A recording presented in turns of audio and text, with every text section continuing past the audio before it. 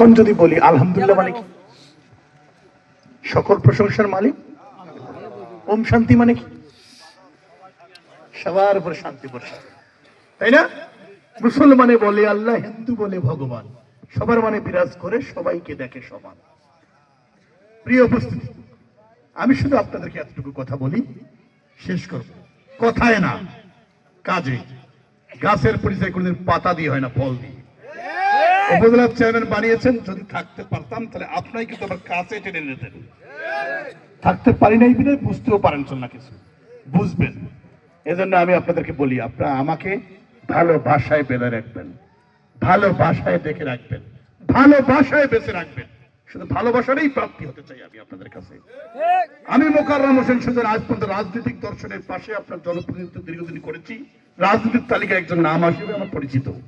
আমি একজন সবেমাত্র বিএনপির সদস্য, কিন্তু বাংলাদেশ জাতীয়তাবাদী দল দেখেছে আমাকে, দল মত জাতি ধর্ম বর্ণ নির্বিশেষে এই মানুষটাকে পছন্দ করে, সেটি দল চিন্তাধারা করেই আমাকে এখানে মনোনয়ন দিয়েছে। তার মানে আমার যে যোগ্য ব্যক্তি, আমার চাচা একটু আগে সভাপতি যিনি কথা বলেন, আজকের অনুষ্ঠানের গঙ্গাচর উপজেলার যিনি সম্মানিত সভাপতি, আজকে যিনি বাবু দাদা যিনি আছেন, এর আগেও আমার অনুষ্ঠানে এটি কথা বলেছেন। তার মানে মানুষটার সঙ্গে আমার আত্মার বন্ধন হয়েছে, ভালোবাসা হৃদয়ে আমি টেনে নিয়েছি। এজন্য আমি আপনাদের কাছে এতটুকু চাওয়া, আপনাদের মূল্যবান ভোটটি দয়া করে একবার আমার প্রতি আস্থা এবং বিশ্বাস রেখে আপনারা দান করবেন দয়া করে।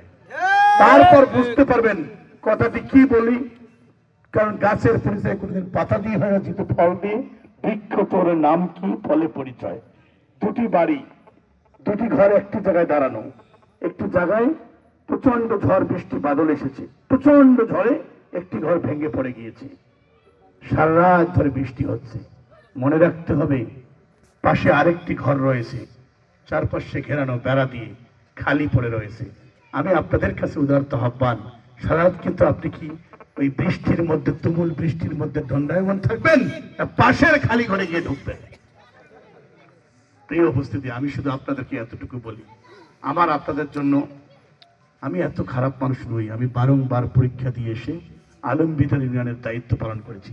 এমনি এমনি আসিনি। আপনাদের মতো অনেক লোকজনরা আমার ইউনিয়নে রয়েছে, তাদের সঙ্গে শুনবেন, তাদের সম্পর্কে জানবেন, ভালোবেসে যদি আমার প্রতি আপনার আস্থা এবং বিশ্বাস রাখেন, তবে আজকের যারা পথসভা এখানে ডেকেছেন, আমার আজকে পথসভায় আসার সার্থকতা।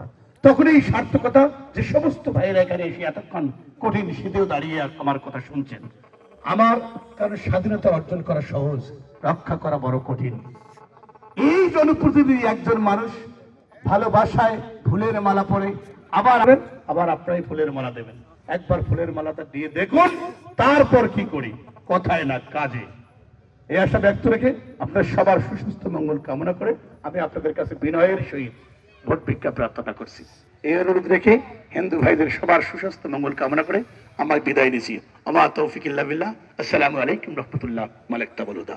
আল্লাহ হাফেজ।